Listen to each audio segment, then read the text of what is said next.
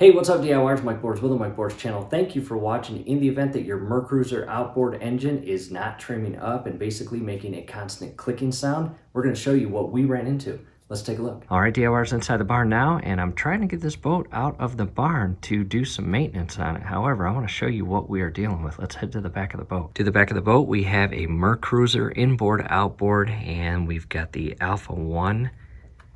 And when we stored this, it was not leaking. Came back in the spring to pull it out, and that is a big leak. We weren't sure if it was oil or hydraulic fluid. We've got hydraulic lines that assist in lowering and raising the outboard engine. So what we did was we put the battery in, and we did have power. We could honk the horn. However, with a brand new charged battery or an old and charged battery, the horn should honk for more than an hour. However, ours faints away and disappears very quickly. So we hooked it up to the charger and let it sit for about 30 minutes. And at that point, tried it again, and all we got was clicking sounds down below where the hydraulic trim pump and hydraulic unit is. And while we were there, we also checked the internal reservoir just to make sure it was full of fluid. And to our advantage, it was still full of fluid, which makes us think this is something other than the hydraulic fluid for our trim system. So what we will do is take the old battery back for a core replacement, buy a new one, install it, and see if that can lift the engine, because that clicking sound that we are getting when we are attempting to raise this outboard portion of the engine is probably because of that old dead battery. And it does unfortunately have a bulge on it, which means it's never going to work as designed again. It takes a lot of battery power to move this heavy outboard portion of your engine. Out of the garage now, and here's a closer view of the old battery. We probably had this for over 10 years, so it really doesn't owe us anything. All right, DIYers, back from the marina, and we bought the Marine Starter battery, the 800 model.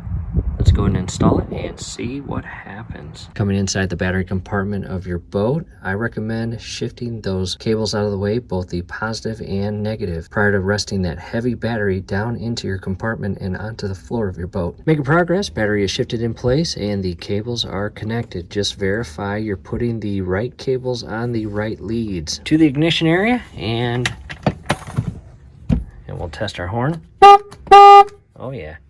And to our trim. Oh, much better. Hear that?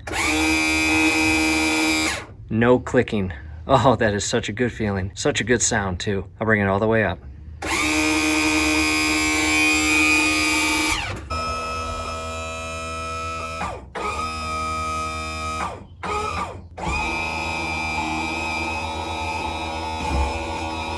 To the back of the boat, and that is a good feeling. What we'll do now is hook the boat up to the truck, pull it out of the barn, and hose off the top cover. At this point, the top cover is all washed off, and hopefully this helps. DIYers, do us a favor below the video. You will see that thumbs up icon. Click on that, like the video, subscribe to the channel. Definitely ring your YouTube bell. That would be very helpful to us. We would really appreciate it. Thanks again for watching, and in the event that that new battery, if you get one, doesn't do the trick, down in the hydraulic trim compartment is your hydraulic pump, and connected to that pump housing is a solenoid. And if you are getting clicks and you've got a brand new healthy battery, chances are it is your solenoid. Definitely check out the link scrolling above. We show you how to replace that. Thanks again for watching.